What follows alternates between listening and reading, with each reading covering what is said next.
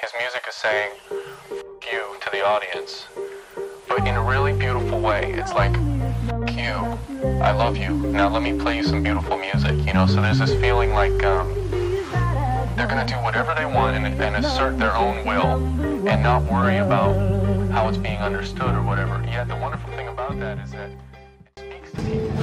Dia yang merupakan senjata akan dipaksa untuk mengulangi. Assalamualaikum warahmatullahi wabarakatuh. Perkenalkan, saya Ades Malik Sumantara sebagai perwakilan dari kelompok Virtual Tour Museum.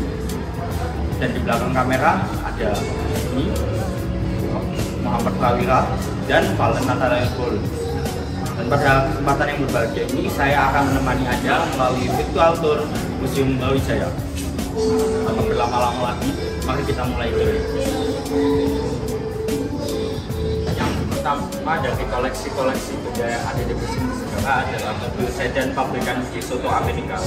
Mobil ini digunakan oleh Kolonel Sungkono, yang waktu itu menjabat sebagai Panglima di sisi 4 Naratama dan Panglima di sisi Brawijaya yang sekarang menjadi kode bunga Brawijaya ini pada tahun 1948 sampai 1950. Jadi di sebelah saya ini sudah ada list sumbangan dari Majen TNI Purnawira Imam Utomo, Panglima Kodam 5 Brawijaya tahun 1995 sampai tahun 1997, dan juga dari Gubernur Jawa Timur tahun 98 sampai dengan 2008. Baik, lalu koleksi yang bisa kita temukan selanjutnya di Museum Brawijaya adalah senapan mesin bom kaliber 7,62 mm dan berpendingin air buatan Amerika. Seperti yang bisa didengar dari namanya, senjata ini merupakan senjata yang didinginkan oleh air. Yang bisa dilihat jelas dari kemunculan tabung besar yang ada di senjata ini. Tabung ini diisi air melalui lubang yang ada di bagian belakang, supaya dia bisa mendinginkan senapannya pada saat senapan mesin ini beraksi. Karena lakasnya sendiri akan terus-terusan panas. Senjata ini sendiri itu pernah dipakai dalam pemberontakan PRRI dan Permesta, dan berhasil dirampas oleh Satuan Tugas dari Kodam 8 Brawijaya pada tahun 1958.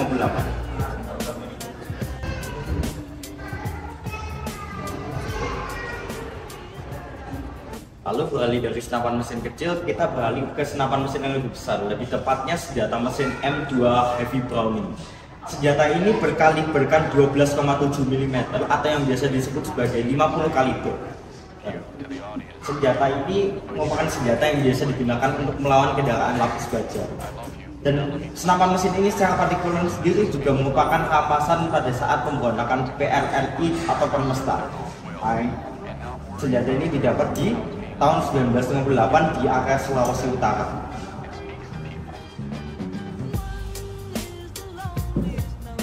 Jadi sekarang di belakang saya ini ada bekas-bekas peninggalan dari operasi Trisula.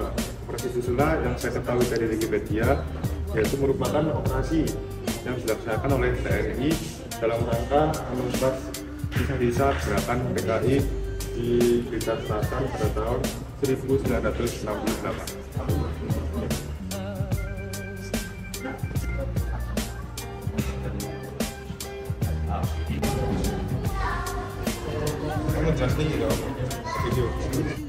In 1964, it's the Parliament since DTR is still in use. I thought it was 1960. Let me check.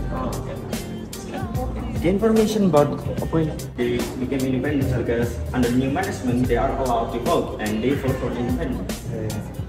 This is some of the things they managed to get.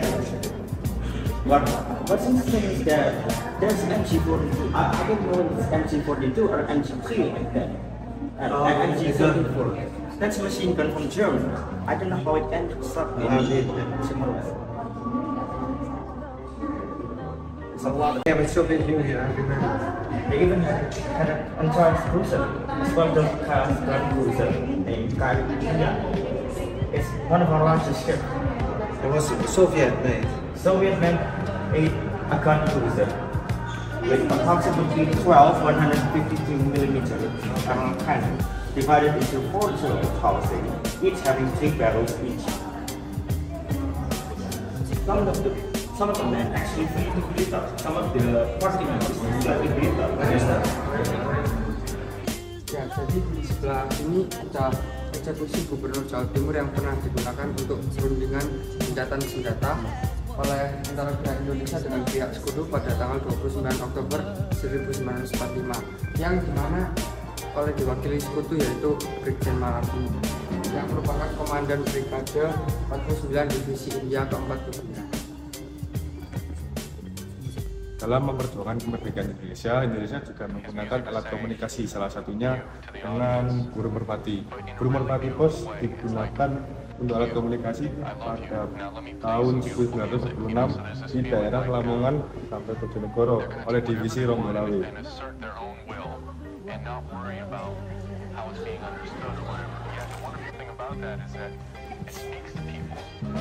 Nah, jadi di museum ini juga menjelaskan sejarah bagaimana terbentuknya TNI. Mulai dari tanggal 22 Agustus tahun 1945. Badan Keamanan Rakyat atau yang biasa disebut BKR berdiri sebagai organisasi keamanan nasional non-perang. Kemudian 5 Oktober tahun 1945 BKR berubah menjadi Tentara Keamanan Rakyat atau TKR. Lanjut